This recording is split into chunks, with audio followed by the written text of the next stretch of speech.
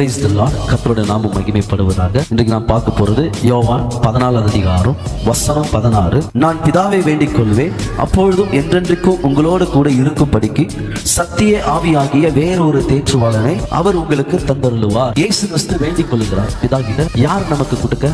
பரிசுத்த ஆவியான நமக்கு கொடுக்க. ஏன் இயேசு கிறிஸ்து பரிசுத்த ஆவியான நமக்கு கொடுக்கணும்னா, ஆதாம் ஏவலை இயேசு கிறிஸ்து படைக்கும் போது அவர்களுக்குள்ள பரிசுத்த ஆவியானவர் இருந்தார். பாவம் செய்ததுமே ஆவியானவர் அவங்களுக்குள்ள இருந்து போயிட்டார். இப்ப மேலே இருக்கிற ஆவியானவருக்கு இன்னொரு ஏக்கம்னா, ஐயோ நான் என் பிள்ளைங்களோடு இருந்தனே, நான் திரும்பி அவங்களுக்குள்ள போகணும்னா அவங்களுக்குள்ள பாவம் இருக்குது. அந்த பாவத்துக்கு பிதா கொடுத்திருக்கிறது மரணம். ஏன்னா பாவத்தின் சம்பளம் மரணம். அந்த மரணத்துல என் பிள்ளைங்களை விடுதலை பண்ணிட்டா நான் நிரந்தரமா அவங்களுக்குள்ள மறுபடியும் வந்துடுவேன்னு சொல்லி, அதால பரிசுத்தாவின் ஒரு திட்டம் போட்டு சீனாய் மலையில மோசையை வர பண்ணி அங்கே அவருடைய விரலால அவர் நியாயப்பிரமாணங்களை எழுதி கொடுக்கிறார். இந்த நியாயப்பிரமாணங்கள் யார் நிறைவேற்றாங்களோ அவங்க நிமித்தமாய் நான் வந்துடுவேன்னு சொல்லி ஆவி என்ன சொன்னார். யாராலையும் அதை நிறைவேற்ற முடியல.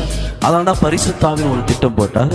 ஒரு ஆவியாய் அனுப்பப்படல, அவர் மனுஷனாய் ஒரு கன்னிகையாய் இருந்த ஒரு மரியாள், அந்த மரியாள் வயிற்றுக்குள்ள ஆவியான நிழலிட்டாருன்னு வசனம் சொல்லு. இப்ப இயேசு கிறிஸ்து பிறந்ததுன்னு அவர் வளர்த்தது யாருன்னா பரிசுத்த ஆவியானவர். நியாய பிரமாணத்துல நீ பாவம் செய்யக்கூடாது, பொய் சொல்லக்கூடாது, ஏமாற்றக்கூடாது, அந்த மாதிரி 613 பிரமாணங்கள். ஒரு பிரமாணங்களும் இயேசு கிறிஸ்து மூலமா ஆவியான நிறைவேற்றினா கடைசியா கல்வாரி சிலுவையில் அது நிறைவேற்றப்பட்டது. நமக்குள்ள இருக்கிற பாவம் எல்லாம் இயேசு சுமந்து அவர் கல்வாரி சிலுவையில் அவர் மரித்தார். அப்போ மரித்ததுமே அப்படியே விடல் ஆவியானவர் 3ஆம் நாள் வந்து இயேசு கிறிஸ்து உயிரோடு எழுப்பிட்டு அவர் எங்கிருந்து வந்தாரோ அங்கே ஏறி போயிட்டார் ஆவியானவர். இப்ப 40 நாள் இயேசு கிறிஸ்து இந்த பூமியில் இருக்கிறார். அவர் உயிரோடு வந்து அப்போ ஊழியத்தை பற்றி நிறைய விஷயங்கள் சீஷர்களுக்கு கற்றுக் கொடுத்து 40ஆவது நாள்ல அவர் சொல்றாரு, நான் எங்கிருந்து வந்தனோ அங்க போகிறேன், நான் போகிறது நல்லதுன்னு 17ஆம் வசனத்துல சொல்றாரு. இப்ப இயேசு கிறிஸ்து அதை சொல்லிட்டு அவங்க மேல சீஷர்கள் மேல ஊதிட்டு அவர் மேல போயிட்டு, இப்ப இயேசு கிறிஸ்து மேல போனதுன்னு இப்போ ஆவியானவர் கீழே இறங்கி வரணும்.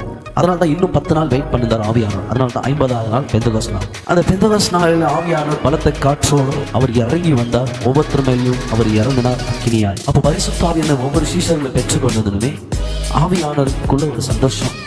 ஏன்னா மனுஷன் பாவம் செய்யும்போது அவனுக்குள்ள என்னால் வர முடியல. இப்போ மனுஷனுக்குள்ளேனா இல்லை, பாவம் இல்லை. ஏன் அப்படின்னா இயேசு கிறிஸ்து நம்முடைய பாவங்களை சுமந்து தீர்த்தார். அதனால பரிசுத்த ஆவியானவர் நமக்குள்ள இருந்ததுனால சதா காலமாய் அவர் நம்மோடு இருக்கிறவர். அவன் இயேசு கிறிஸ்து சொல்றார், நான் போகிறது நல்லது, தேற்றுவாளர் உன்னிடத்தில் வருவார், அவர் சதா காலமாய் உன்னோடு இருப்பார். பரிசுத்த ஆவியானவர் கூட ஐக்கியம் வச்சுங்க. ஆவியான திட்டம் இது. இயேசு கிறிஸ்து மரிக்கிறது, இயேசு கிறிஸ்து உயிரோடு இருப்பதெல்லாம் பரிசுத்த ஆவியானுடைய பிளான். ஏன்னா நமக்குள்ளே இருந்த பாவம் சாபம் எல்லாம் ஆவியானவர் யாருக்குள்ள வைத்தார்னா இயேசுக்குள்ள வைத்தார். ஏன்னா அவர் ஏற்றுக்கொண்டதுனால தான் இப்போ பரிசுத்த ஆவியானவர் நமக்குள்ள இருக்கிறார். இப்போ பரிசுத்த ஆவியானவருடைய காலத்துல நாம்